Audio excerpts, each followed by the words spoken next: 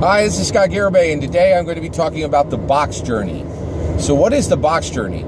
The box journey is a specific way of looking at Dungeons & Dragons through its publication history, specifically through the basic set boxes that have been published for it, okay?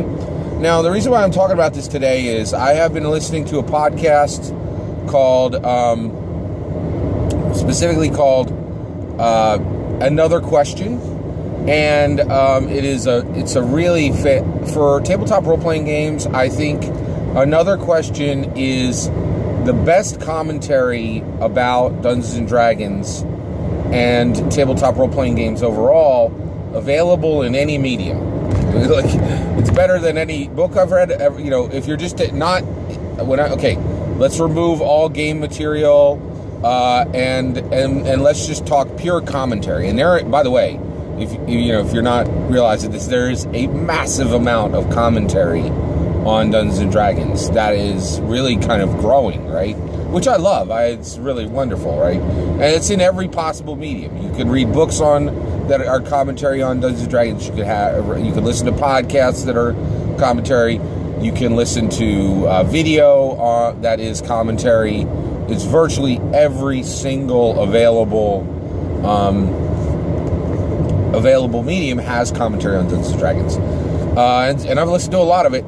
And Another Question, if you're not listening to it, it's succinct, right? So it's about 25 episodes right now. It goes back over the last 3 years. And it is two gentlemen by the name of Sage Latura. He is a publisher. He was one of the creators for Dungeon World, which was a hack of Apocalypse World, which was created by Vincent Baker. Sage Latura, I think, he's really distinctly a genius, absolute genius about tabletop role-playing game design. And he is talking on Another Question with Adam Blinkensop, who is another very, very savvy game designer. And the two of them just talking about tabletop role-playing games. It's really contained. They organize it in a better way. It's not voluminous. It's actually kind of sparse, but the content is super rich and super dense. So I was listening to these guys, and they said Moldvay D&D, right? And I was like, Moldvay D&D? I've heard that before, but I really don't know what they're talking about, right? And so I was like, I need to research this, right? So I found that Moldvay, specifically, Moldvay was one of the early designers for Dungeons and Dragons. Tom Moldvay was his full name, and he had designed one of the basic set boxes, right? And so when I started looking into this, I was seeing that there were people talking about the difference between Moldvay D&D and Menser D&D. And what they were talking about specifically was the difference between basic set boxes that had been published early on in the publication of Dungeons & Dragons. So I was like, wow, so these people care really deeply about these two box sets. And I was thinking, okay, that's really interesting. And so I did a lot of reading between the two and learned all this detail between the two. But then I realized, the OSR community cares very deeply about what happened at the beginning of that game. But then I was like, you know what? Let's talk about the rest of the boxes. So what I've done is the box journey is a structure through the boxes. And that structure is the year the box was published, the last name of the game designer who directly created the box and wrote and designed it and had the most influence on it, or the lead designer for the edition that the box set was published during, okay? And then it is the color of the box and then the word box, okay? So I'm now going to go through the structure of every single Dungeons & Dragons box set, basic set box that has ever been created. And I do want to clarify basic set box. So expert boxes and all that kind of thing, they're not in here, right? So, and the reason why is the box journey looks at just the basic set boxes, and you could really see, design influences. So let's get into it. All right, let's do it. 1974 Gygax brown box, the king of all boxes, because it was the first, and it was literally created by, Gary Gygax, right? Okay. All right, 1976 Gygax white box, a classic, favored by many. All right. 1977 Holmes blue box. 1981 Moldvay red box. 1983 Menser red box. 1991 Denning black box. 2006 Tweet black box. 2010 Haintsu red box. And the 2014 Merle's green box. That's it. That is the box journey. Okay. So let's talk about what is the use of the box journey. Okay. Well, the box journey, I really feel, has a very distinct use. So I absolutely love Dungeons and Dragons. It is my favorite tabletop role-playing game. Well, that gets a little more complicated. I feel so strongly about Dungeons and Dragons that I think for any tabletop role-playing game person, Dungeons and Dragons really never competes for being the best of all tabletop role-playing games. It just is the core tabletop role-playing game. It's always the best by default. Like you could publish the worst edition of Dungeons and Dragons, and I would still say it was the best tabletop role-playing game on the market. And the reason why is it is the granddaddy, it is the genesis, and the lifeblood of the hobby flows through Dungeons and Dragons.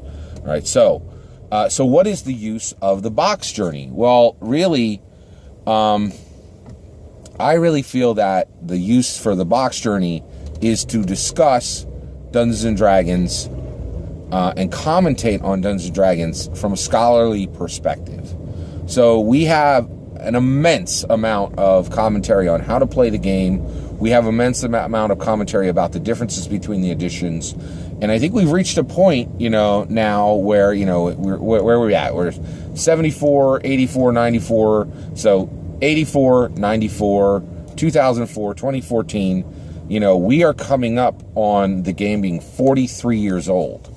And I think at this point, with me just listing all these distinct people who were responsible for the careful crafting of this game, that there's almost a responsibility to begin to lock in the history of the game, to have a very clear picture of the history of the game.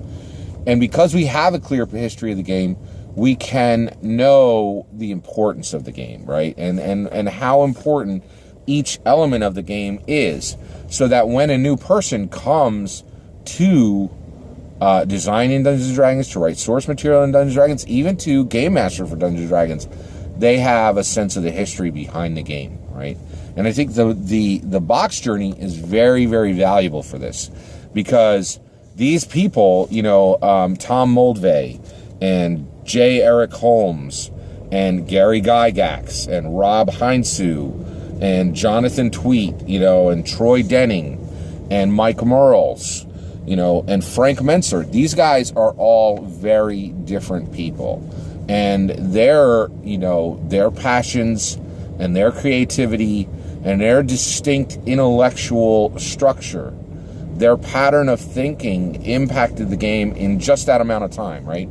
The other thing is, Dungeons & Dragons is a game that has been created over time, right? And so, when you think about,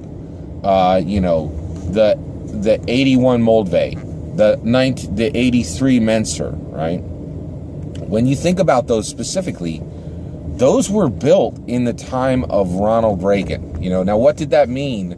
That those boxes were crafted while yuppies were becoming a thing. I really feel that does impact the design of those games. And it's really interesting.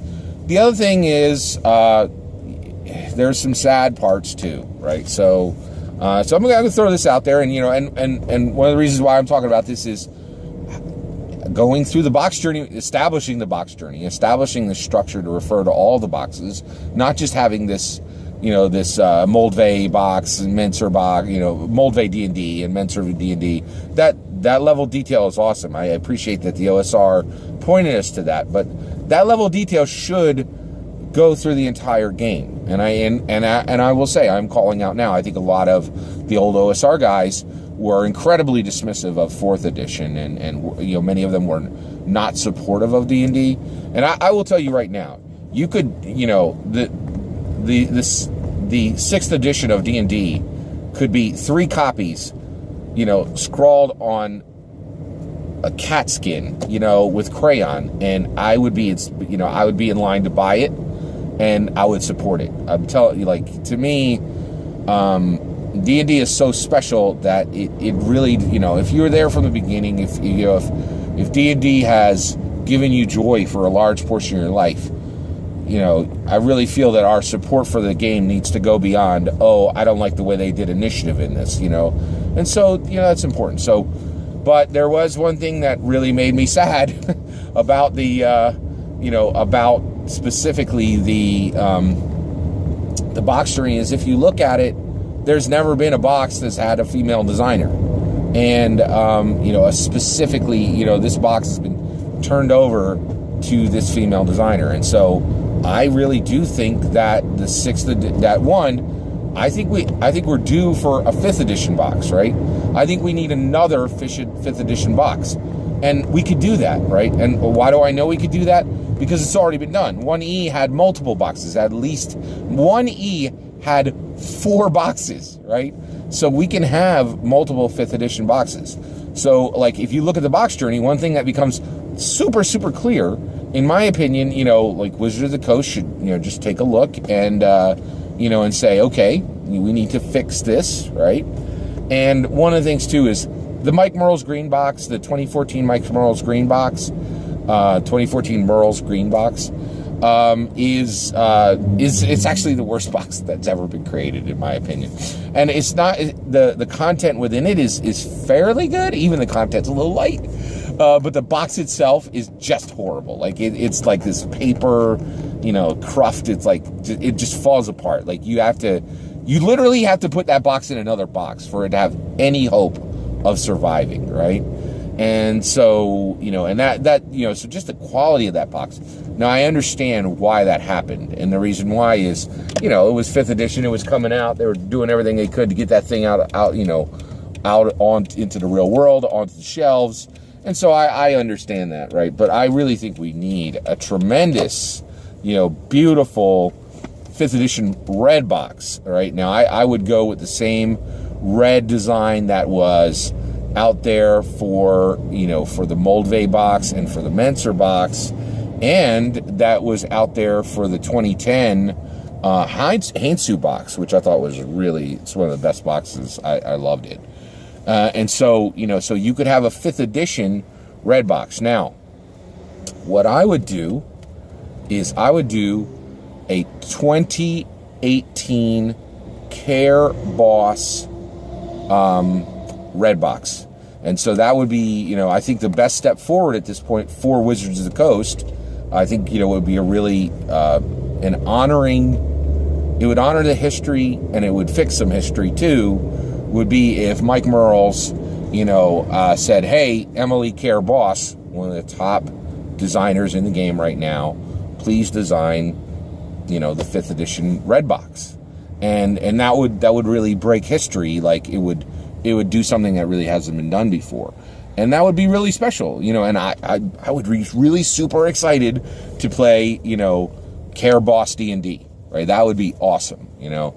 And so, and one of the, so, you know, so I'm really excited about the box journey because it allowed me to see something clear, right?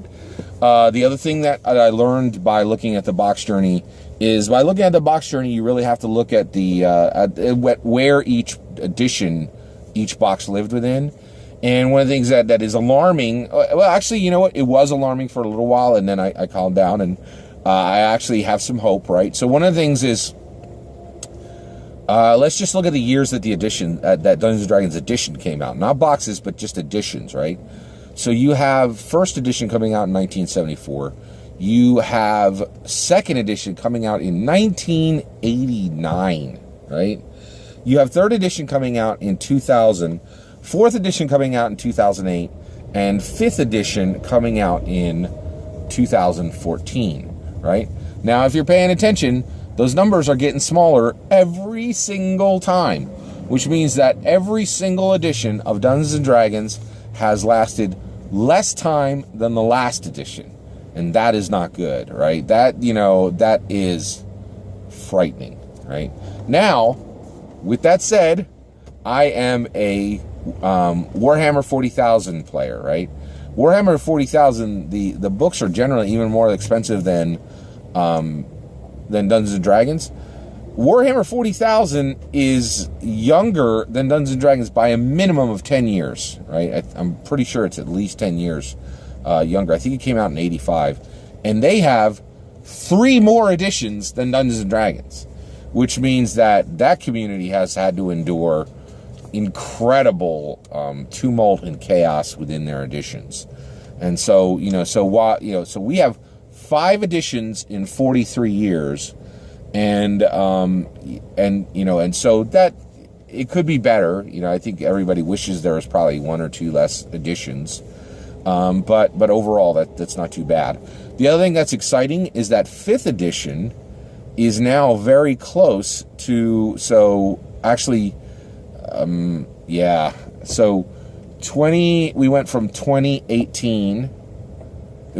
2008 to 2014. That's 6 years that 4th edition lasted.